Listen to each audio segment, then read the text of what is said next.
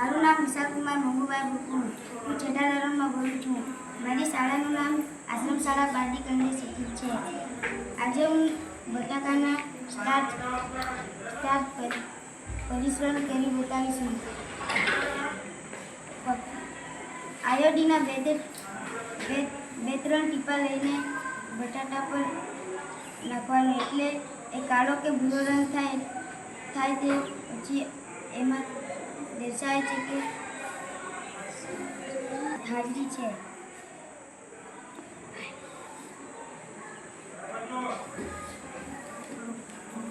થોડોક આમાં ભાત લાવો. એના આયોડીનના 2-3 ટીપા નાખવાથી ભાતનો રંગ કાળો થાય છે. આમાં